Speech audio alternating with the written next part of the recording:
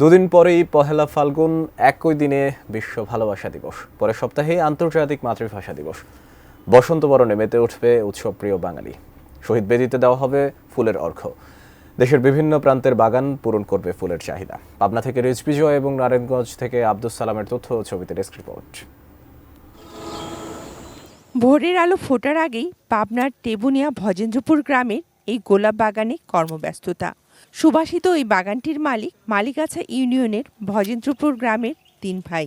এখানে China, hybrid জুমুলিয়া, beauty Virgo ও বমবম জাতের 7 রং গোলাপের চাষ হচ্ছে। চারা আসনো তাও চাষবাস করে এখানে লাগানো হলো। লাগানোর পর আল্লাহ দিলে মানে মাস 2 পরেই টুকটাক করে মনে করেন অনেক ফুল, তাতে মোটামুটি খুব লাভজনক এটা। মনে করেন 12 মাসেই হয়, কিন্তু আপনার গরমের সময় আপনার একটু ফুলের প্রোডাকশন কমায়। গোলাপের বাণিজ্যিক চাষ সম্প্রসারিত হলে দেশের চাহিদা মিটিয়ে পাবনা জেলা থেকে ফুল রপ্তানিরও সম্ভাবনা প্রচুর।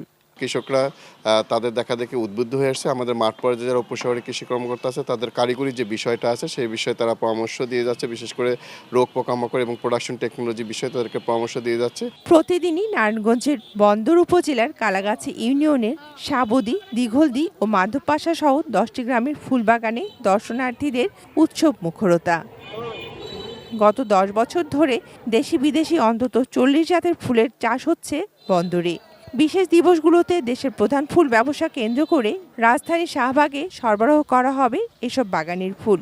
চাহিদা মেটানো হবে অন্যান্য জেলারও। প্রায় 150 জন চাষি এখন ফুল ফুটাতে ব্যস্ত। আমি মনে করেন প্রায় 15-16 গানি ক্ষেত করি প্রতি বছরে। 14 ফেব্রুয়ারি 21 ফেব্রুয়ারির আশা ভরসায় আছি। বন্দরে 80 হেক্টর জমিতে গড়ে উঠেছে বাণিজ্যিক ফুল বাগান।